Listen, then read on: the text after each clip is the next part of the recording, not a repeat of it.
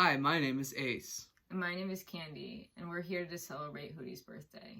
Happy birthday, Hootie.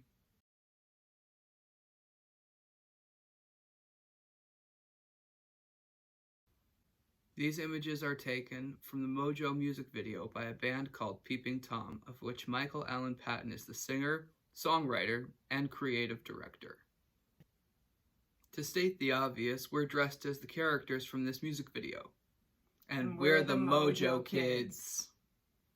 Welcome to the first episode of Mojo Kids TV. Today we're going to discuss the stone letter. What's the stone letter?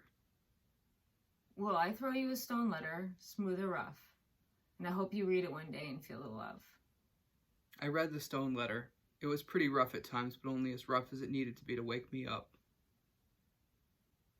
We just quoted and referenced the song Stone Letter by the band Tomahawk off their 2013 album Oddfellows. The band's vocalist, Mike Patton, has been producing countless tracks with various musical artists for the past 40 years. I imagine many of you are familiar with his band Faith No More, and even more of you are familiar with the Faith No More song Epic. To quote Mike Patton from his song Kill the DJ by Peeping Tom, on every street corner and every bar, on every radio and every car, in every club and every dance floor hiding right behind every door, on every restaurant and every plane, on every ghetto blaster from here to Spain, and every elevator and every PA. He has been asking the epic question, what is it?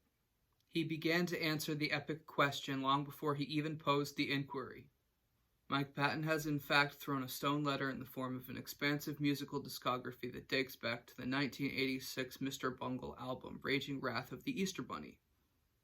Speaking of the Easter Bunny, Happy Keister. Easter. What? Happy Keister indeed. So what is it? Our first breadcrumbs are scattered throughout the 1987 Mr. Bungle album, Bowel of Chile. Namely, the 15th song on the album, Definition of Shapes, expounds on the epic question.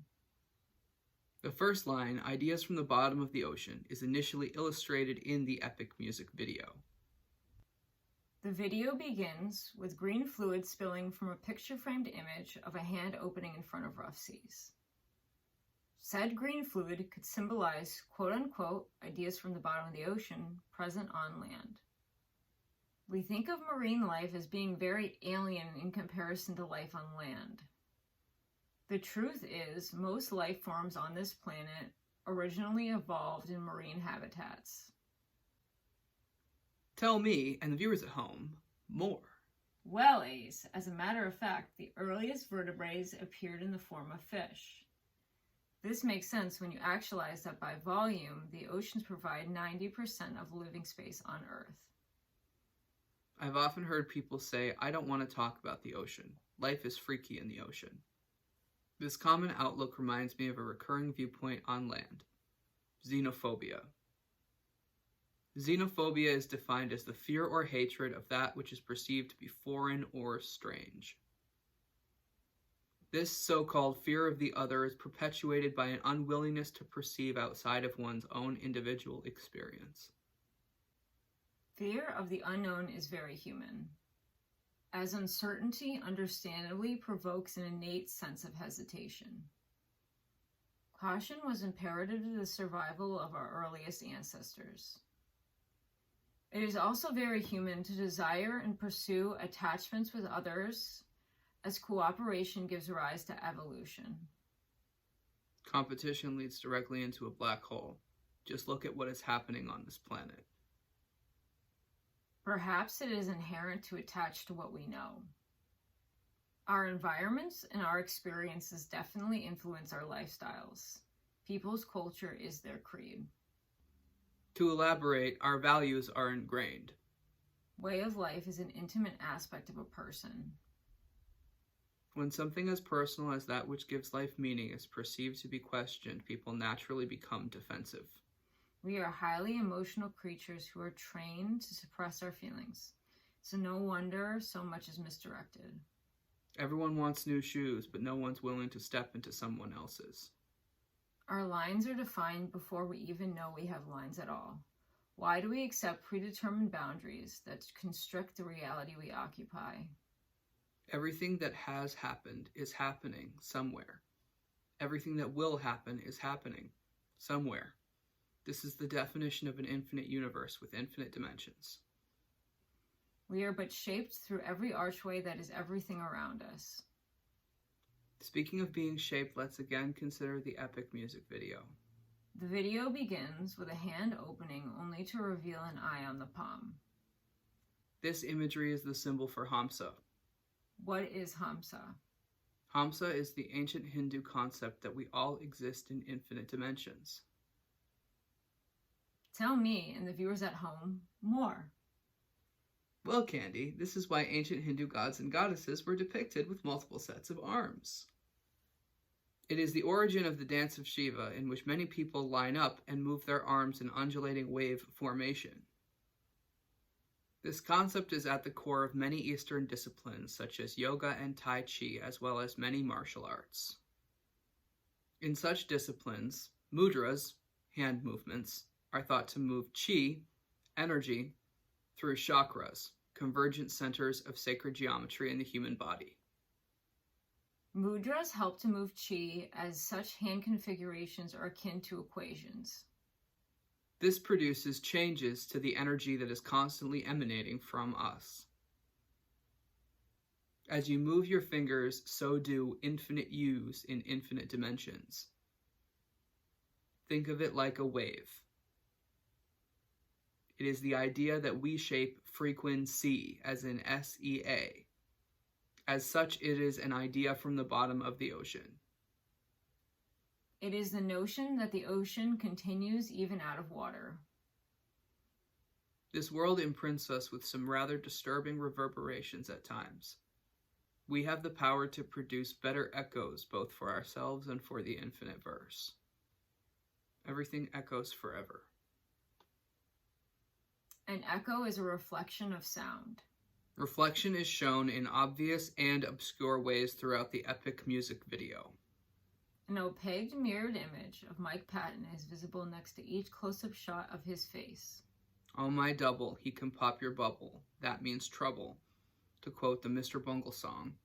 Golem 2, the Bionic Vapor Boy. Also, it rains during the music video, and the fallen water creates a reflection pool.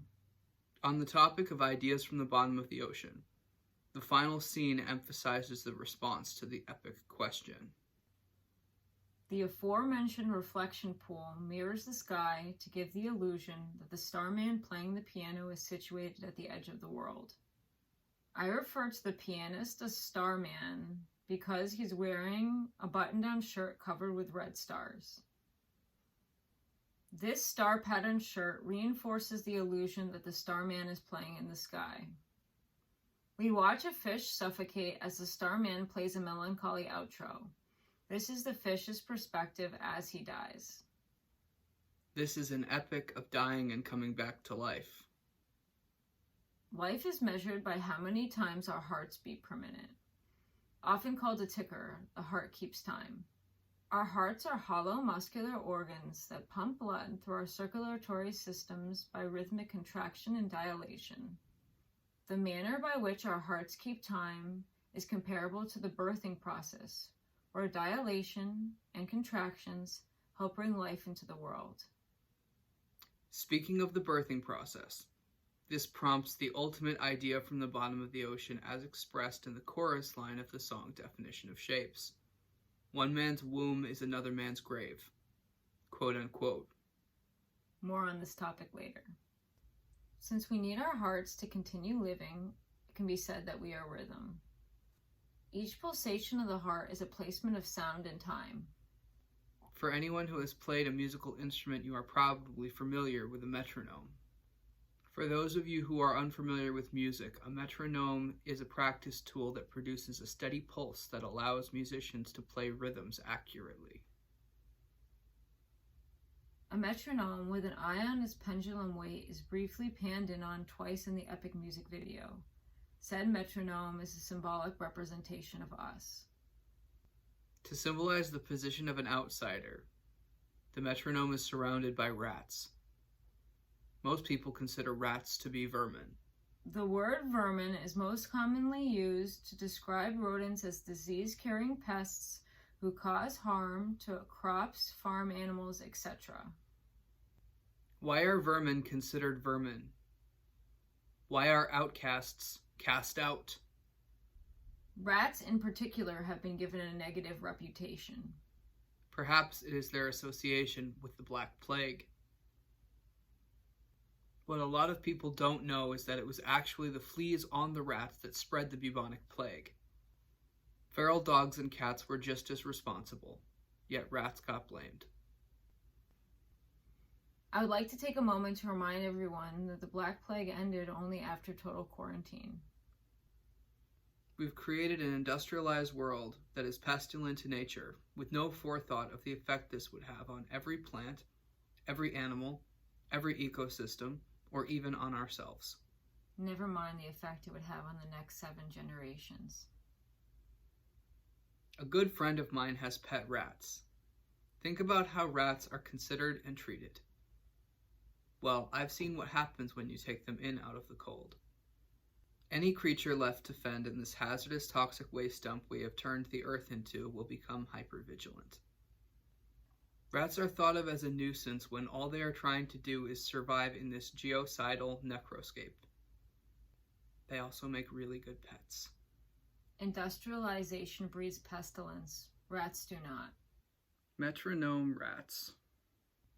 Something else I wonder is whether or not Mike Patton is referencing one of my all-time favorite bands, the band No Means No, with their song Metronome off of their album Sex Mad. In the song, they exclaim, "I want to make you ask, what is it?" Welcome to this week's episode of Side Note Sidewinder's favorite game show, Cahoots or Coincidence. It must be cahoots since it's Hootie's birthday. Also consider the amount of times that No Means No has performed with Mr. Bungle, as evidenced by this concert poster. If we are metronomes, what are we keeping time for? This is a 2-part inquiry where I'm referring to our hearts as timekeepers for the significance charging through our nervous systems, as well as posing the question why we are at all. Our hearts beat only because of electrical impulses firing through our deeply rooted nervous systems. In simplest terms, we are energy. Therefore, we were never nothing, and we will never be nothing. Homo sapien is not important enough to be exempt from the equation E equals mc squared, where E stands for energy, m stands for mass, and c stands for the constant speed of light. Our brains are biological computers that hold the electricity that is us. If we are biological computers, then what is the internet? Is it an extension or an imitation of the web of sight that stretches between all of our brains? Once the Hamsa hand in the epic music video opens, lightning zaps from the eye on the palm. Lightning flashes throughout the epic music video to symbolize the electrical essence of us. The camera pans in on 3 light bulbs exploding in the video, which represents freeing oneself. And because these are ideas from the bottom of the ocean that make your head explode. If we are energy, it can be argued that we are light. This goes back to the equation E equals mc squared. Nothing travels faster than light. The speed at which light travels depends on the medium it passes through. Think about a car as it drives from pavement onto a dirt road. When light travels from air to water, it slows down, causing it to bend slightly. This curvature of light is called refraction. Ideas from the bottom of the ocean refracted by the different densities. Again, referencing definition of shapes, once more we ask, what is it? If we are actually light, we have to wonder how our experiences shape and misshape us. It makes sense that we are affected, reflected, and refracted by our environments and our experiences. Then there is the small matter of how we perceive and how our experiences in our environments affect our perceptions. Considering our sense of sight, refraction is actually how we see. To better understand our sense of sight, we can examine how prisms refract light. Prisms split incident white light into the constituent colors of white light: red, orange, yellow, green, blue, indigo, violet. The color spectrum is visible since each color bends at different angles. We measure refraction using a 90-degree angle, the right angle, the so-called quote-unquote refractive normal, which you then use to judge the differential. This is very similar to how we often make judgments based on social norms, and then use said judgments to define people's shapes. You could call the process of reading the stone letter an epic of redefining shapes. We keep returning to the term epic, but what exactly is an epic? An epic can be defined as a long poem that narrates the deeds and adventures of a heroic protagonist or legendary figure. I get it. Mike Patton wrote an epic. That's right. The stone letter is an epic. An epic of what exactly? For one thing, it is imperative to understand trauma as a primary aspect of the underlying story. As such, we can consider the stone letter a gargoyle song. Gargoyle is an analogy that Mike Patton uses throughout his music. Gargoyle is a metaphor for being traumatized, as these stone creatures have historically been sewer drains. When you are traumatized, often your voice is taken. It is also an idea from the bottom of the ocean, because in addition to meaning voice, gargoyle also means sea dragon. Speaking of voices, Mike Patton has an impressive 6 octaves. So, a letter sent in musical form. Does that make the stone letter a candygram? It all depends on how you define sweet. Well, nice and kind are 2 different shapes. In order to define shapes, we needed to pan out before we could start the redefining process. The stone letter is told from a male perspective. Thus, a central aspect of this epic is redefining what it means to be male. Tune in next week to find out more. Thanks for watching Mojo Kids TV. Till next week.